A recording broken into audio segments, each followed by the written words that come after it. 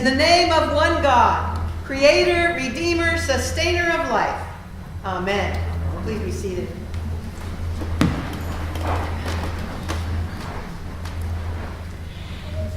In the passage you heard from Numbers, you heard of the people of Israel who had left Egypt, where they had been in slavery for some 200 years, and they are now in the desert, headed to the promised land. It is 240 miles from Egypt to Israel. If they had taken 1 mile a day, they could have crossed the desert in 240 days. Or if they walked 5 miles a day, they could have done it in 48 days. And if they were really athletic and done 20 miles a day, they could have crossed in 11 days. But it took 40 years.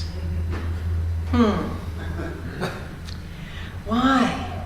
Why did it take so long for the people of Israel to get from that place of slavery to the place of freedom? Why does it take us that long? The grumbling, the resistance, the fighting among themselves, the not trusting Moses and Aaron, not trusting the gifts that God had given.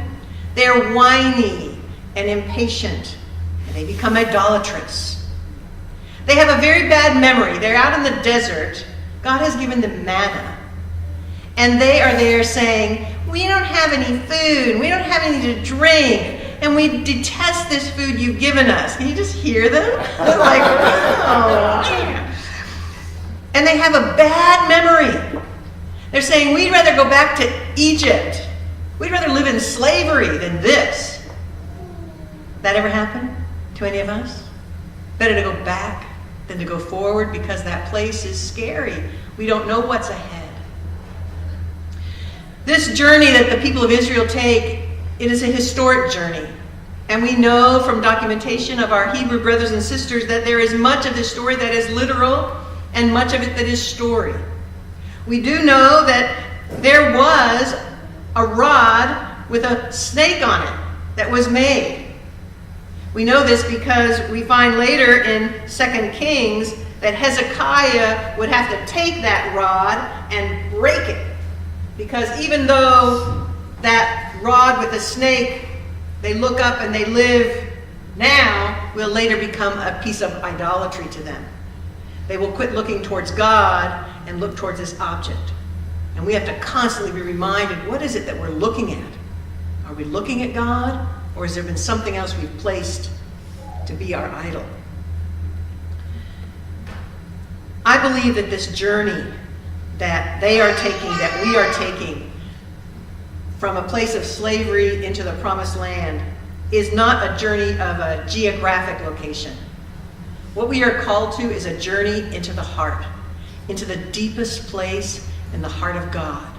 God is always calling us in deeper into that place of freedom where we are to know ourselves, one another, to know God. It is a place of freedom.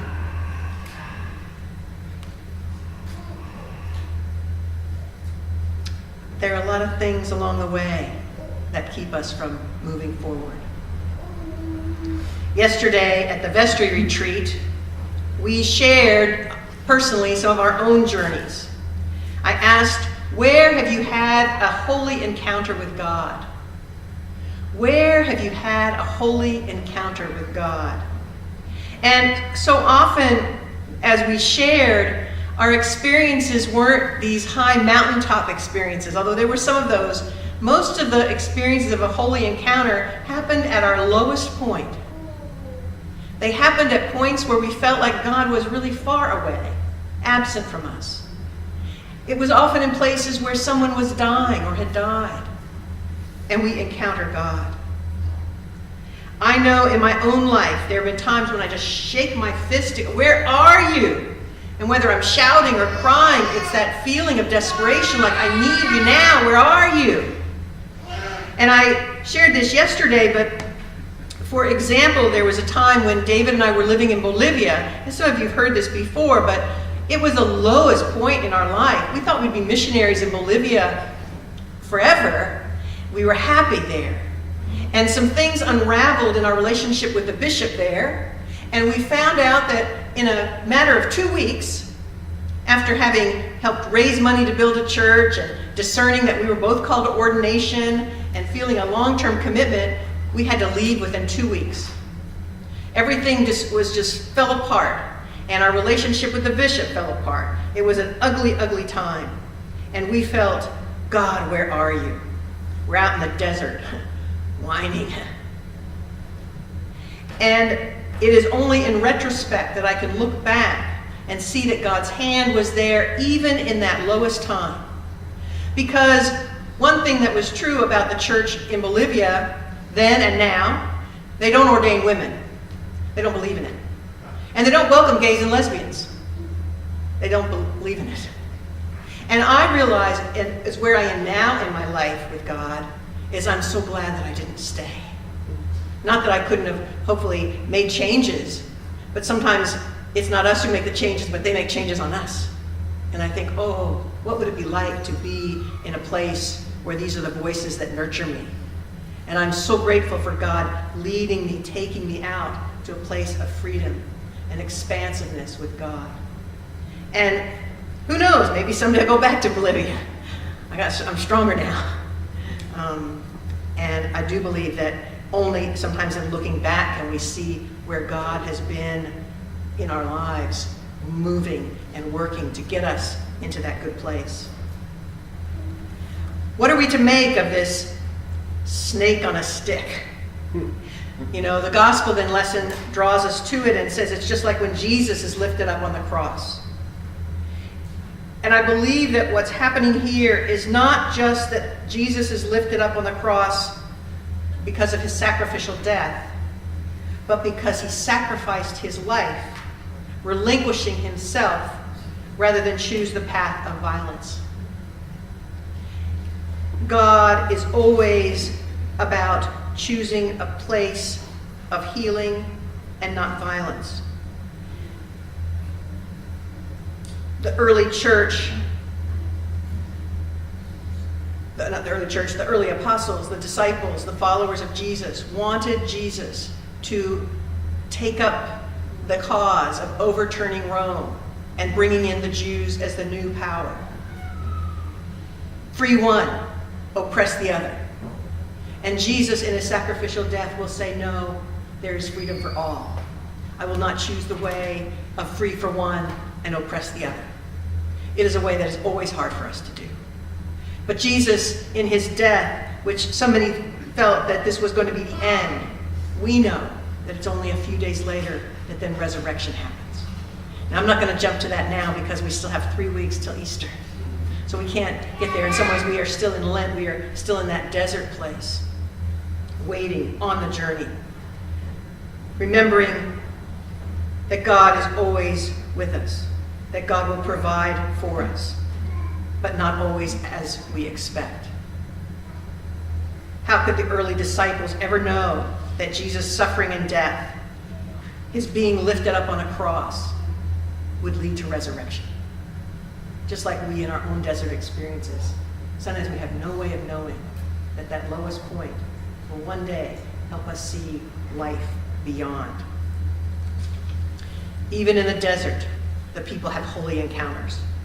Will we be open and receptive?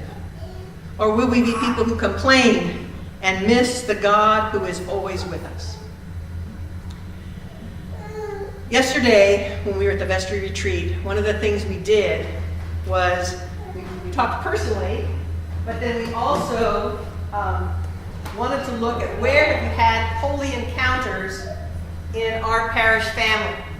Where have we known God in our recent and past time? I'm going to ask the ushers now to come and give everybody a marker. Because sometimes what's really important is that you name those times. You remind each other, where has God been with us? So we remember. So our holy encounters, this exercise started with the vestry retreat yesterday. The 8 o'clockers added to it. And now you're going to get to add to the timeline as well. And if if you're brand new or if this is your first time, you can just enjoy and see what we've been up to, where the holy encounters happen. Don't forget the choir. Don't forget the choir. So this is our holy encounters, and there's things on here already which you will get to see, and I'm going to invite you to get out of your pew, and with your magic marker, go ahead and write on there, where have you had an holy encounter with God at Christ Church in San Marcos in the past or recently? So go ahead, get your marker, and go ahead and write on there. Some of the,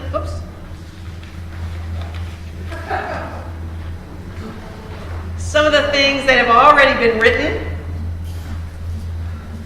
were the 8 o'clock service, sitting and seeing the stained glass windows, Christmas Eve when the kids from Abbott House walked in, my wedding at Christ Church, the first gay wedding in the parish, Crestview Ministry, morning prayer, high-fiving Eddie and Arlie and Ella as I walk out of church, pancake supper and burning palms, rainbow banner, Crystal Sol team meetings, Evento de Ropa, chanted evening prayer at the Eucharist, serving chalice, King's Day at Abbott House, Emily's baptism. Go ahead and add. Where have you had an encounter?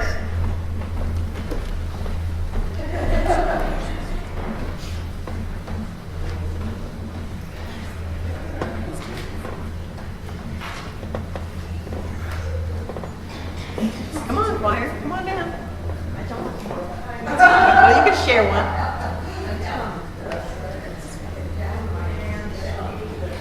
Well, if you have trouble getting on your knees, somebody can write for you. Help each other up.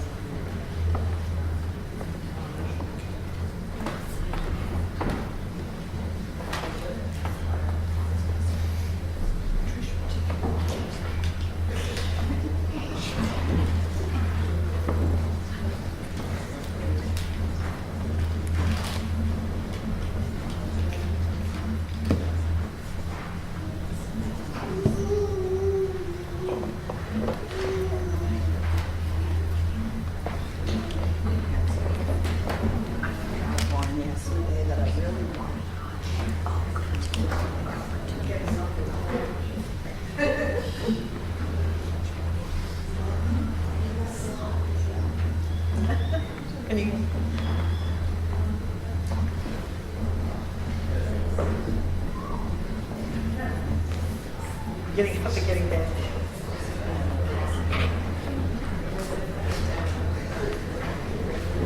Okay, can I get some shout outs? What have you written? Starting in the back there. Somebody shout out what you wrote. Jim. I think one of many, but in the mid-90s, this parish was set with many significant challenges. How we all come together, stay together, community, stay together.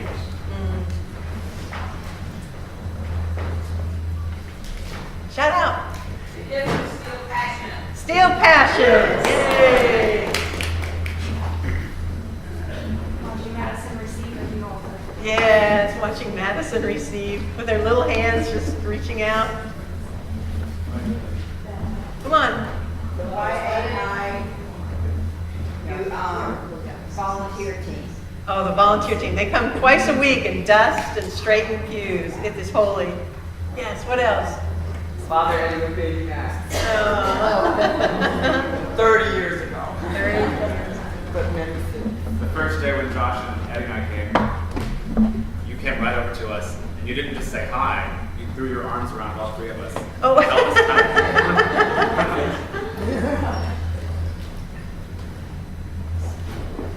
What else? The Rainbow Bridge from here to Crystal. Oh, yeah. The mural outside.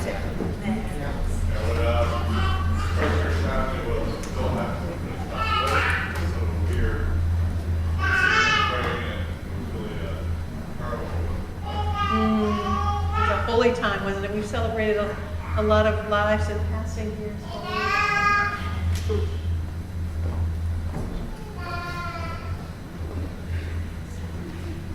You, Money Rose, you're a blessing. You're a blessing in Money Rose. Yes, you are. Anyone else? Pat. Serena's baptism in the chapel at 8 o'clock. Yeah.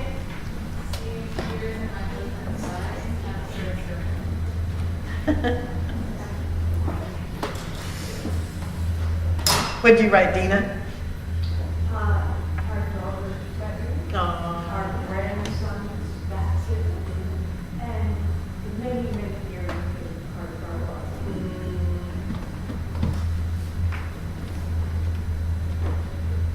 Anyone else? Joanne. When Bill Hamilton welcomed me into Christ Church the first time. Yeah. And here I am. So anything I do wrong. It's Bill's problem. It's Bill's fault. We'll be talking to him in heaven, right? I think there's a lot of people who got welcomed here because of your husband. They came and they stayed. Well, I'm going to leave this out, so when you come to the Eucharist, you can walk slowly and read all the other ones that are written here. And as we give, and just as you walk up for the Eucharist, just give thanks for all the holy encounters that have happened and continue to happen. And there's not time in this moment, but I do want you to speak to me. Vestry, raise your hands or stand up. Vestry, stand up. Because we're still talking about our 2020 vision. And that's not like somehow we're going to get to the promised land in 2020. That's another just marker on our journey. But we are thinking about what do we want to be? Who do we want to be? And beyond just like, let's get a kitchen, it's who do we want to be as a people?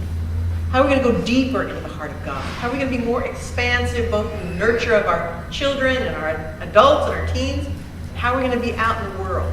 So it's thinking about all those things. But please, if you have ideas, please grab a vestry and share your ideas, because we're trying to put all this together so we can really make a plan, make some goals in these really next weeks, so we can make some plans for the 2020. Amen.